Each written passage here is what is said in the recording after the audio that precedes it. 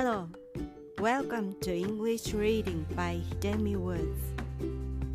I'll read episodes from my books and talk about them. I hope you enjoy the show with me.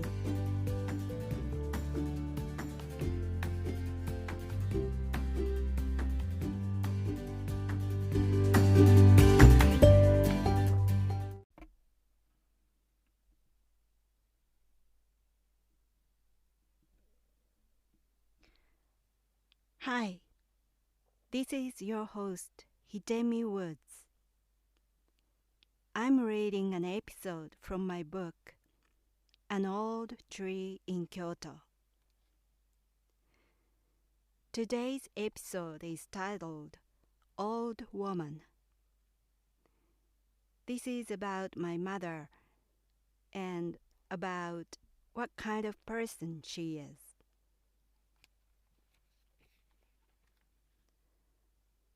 Old woman.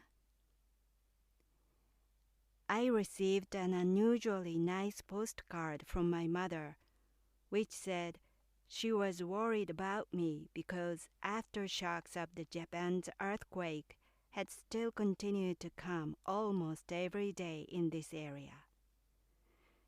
She had also called me right after the earthquake, and when the phone service was restored, she asked me if I was all right. Both gestures of hers were unlike her usual attitude toward me. When she called, she asked me what my apartment was like and where it was located too. I have lived here for 9 years and have told her about my apartment many times over the years. I don't know if she's not listening to what I'm saying or she simply doesn't care about me, but either way, she doesn't remember things around me at all. Considering that many people in Japan have felt helpless and faint-hearted since the earthquake, her true concern might be just for her future as an old woman, not for me. I found a wrap with a markdown of 75% that had left unsold for winter and bought it as a Mother's Day gift to send to my mother. When it arrives, I'm sure she will glance at it, tuck it away in her drawers, and forget about it quickly. I know this much because a few years before, she has told me not to come home again, and yet she had acted as if nothing had happened between us.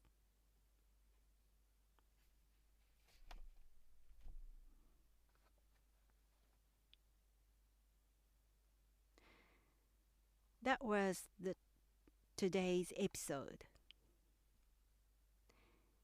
The earthquake referred in this episode is the Eastern Japan earthquake, that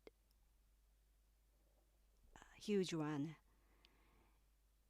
I wrote this episode right after that earthquake.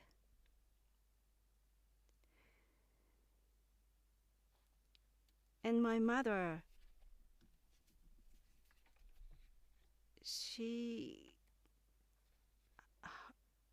her calls for me after the earthquake were so unusual because she usually didn't care about me at all. So when I received those phone calls from her, I felt puzzled. I thought, what was happening to her? What's wrong with her? Calling me like that, worrying about me like that. It was so unlike her.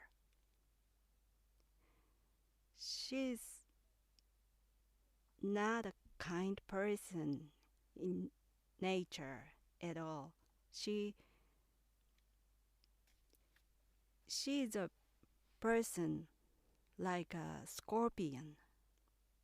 Do you know the story parable about a frog and a scorpion?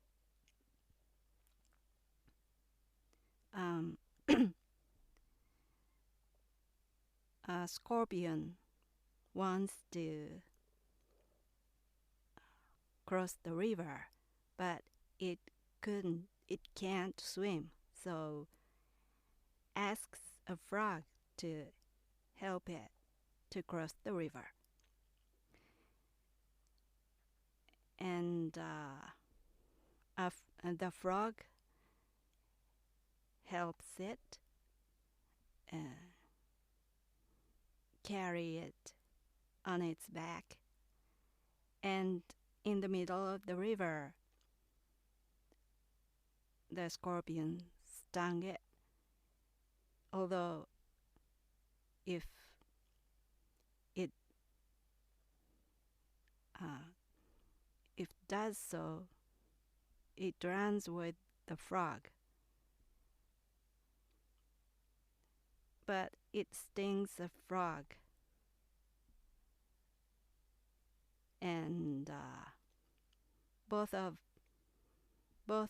the frog and the scorpion drown.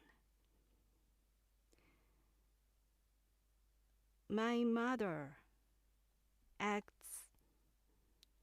exactly like the scorpion in that parable. She just I don't know why, but for some reason she just wants to do evil things to others by nature. Although her action returns to her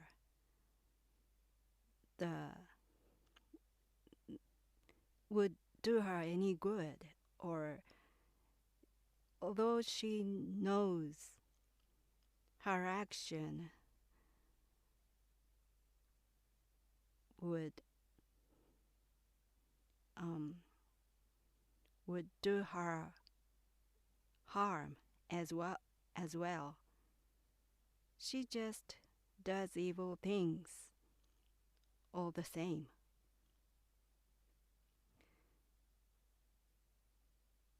To me, it seems her purpose of living is to make others around her unhappy.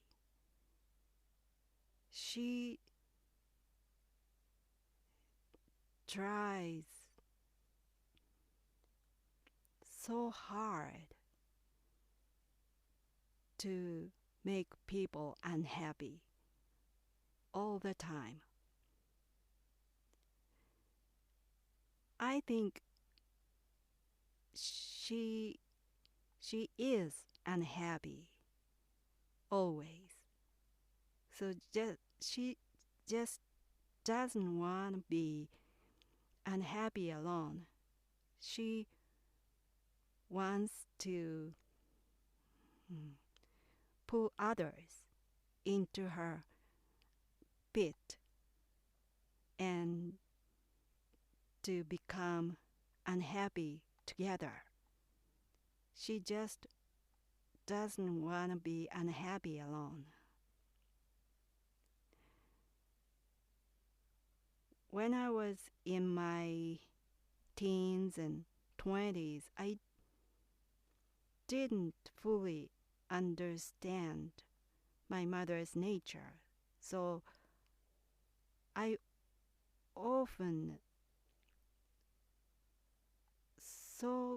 was often confused why she acted like the way she acted. Why she I didn't understand why she tried so hard to make others unhappy. I didn't believe a person like her exists. So I just, as a as a young woman, I just kept trusting her. I didn't realize she was an evil person, so I just trusted her. And because of that, so many bad things happened to me. And I learned the lessons hard way. One day I realized and stopped trusting her. I finally knew her true self. I saw it. And then I stopped trusting her.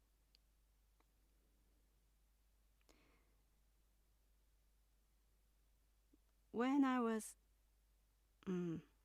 was a teenager, I often felt sad why she showed me no affection, because I hadn't noticed her true self. So I was just sad. Her attitude toward me was not affectionate. It was more like rivalry, so to speak. She didn't show any compassion to me.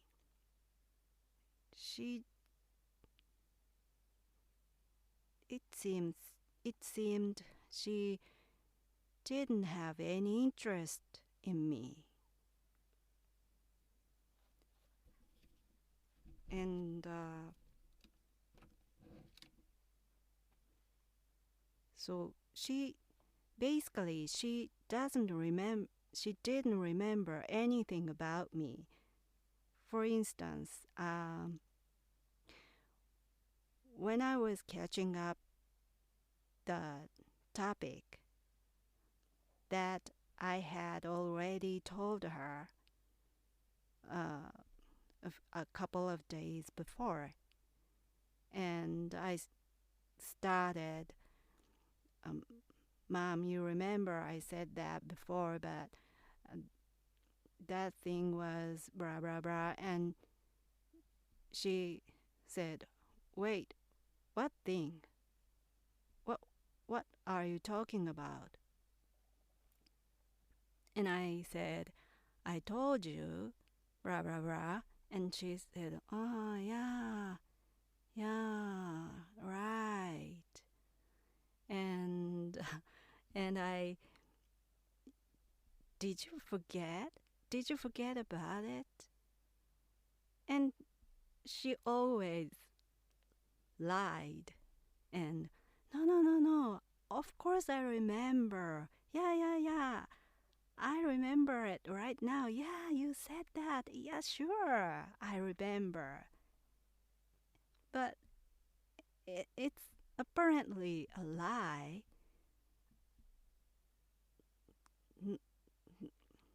Any foolish person could see that her apparent lies. So it's funny. She never remembered what I was talking to her. And of course, she didn't remember what I gave to her as a gift. And after I left home and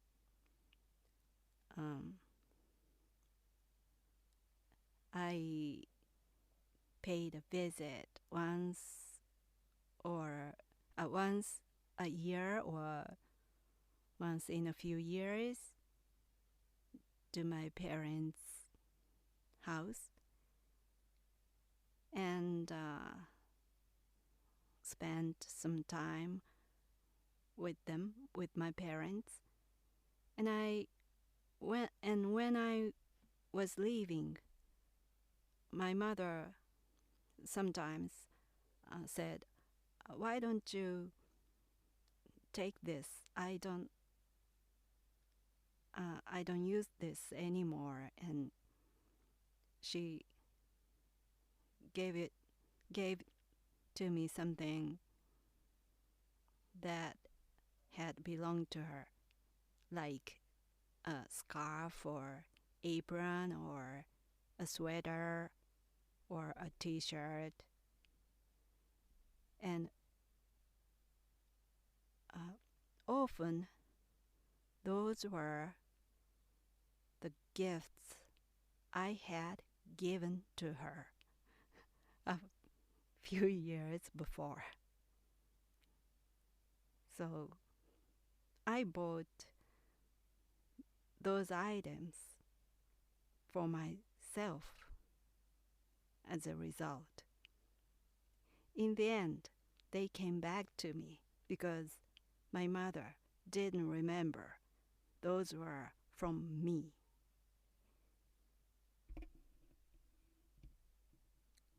She even doesn't remember my childhood so much either, because she mistook my childhood from others' childhood, I think.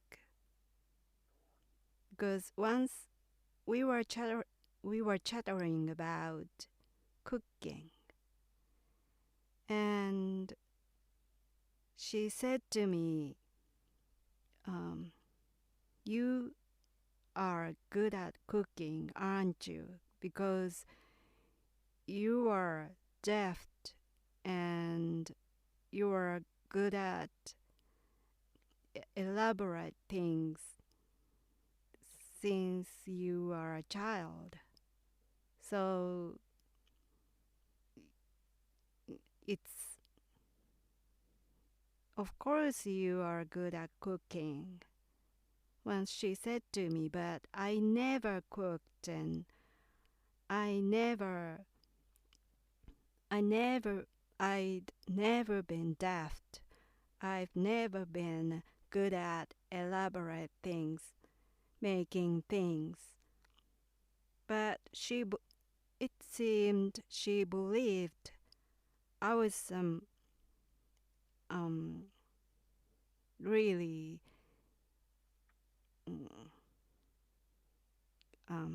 I was good at those elaborate things. So she even didn't care about my childhood. And the thing I really don't like is that she never admits she doesn't care about me. She pretends to care about me, but it's her act. And she never ever admitted that she forgot about those things around me. And she still continues evil things. She doesn't change. Although she's now old, she still makes every effort to lie and make others unhappy every day. And no matter, oh, I can't count how many times I told her to stop doing those evil things, but she never listened, and she still keeps doing that. And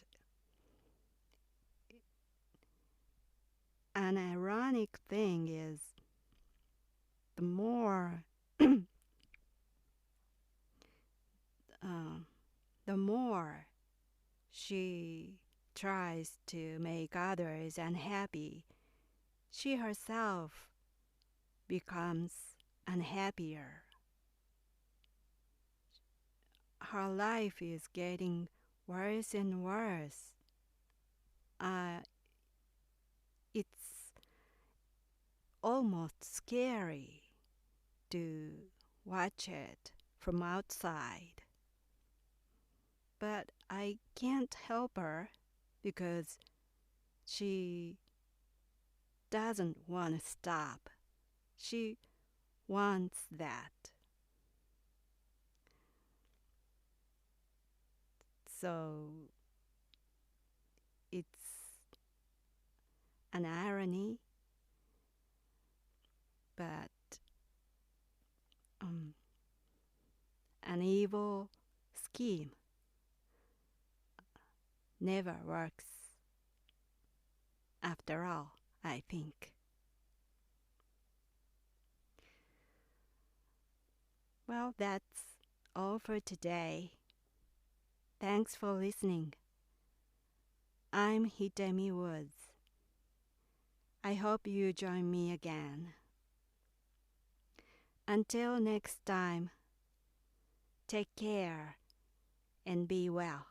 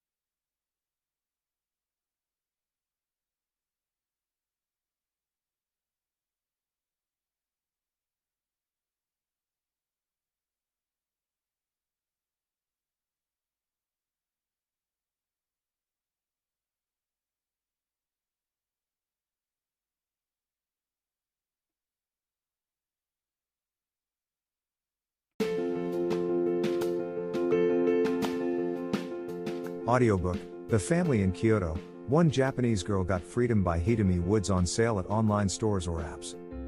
Apple Books, Google Play, Audible, 43 available distributors in total.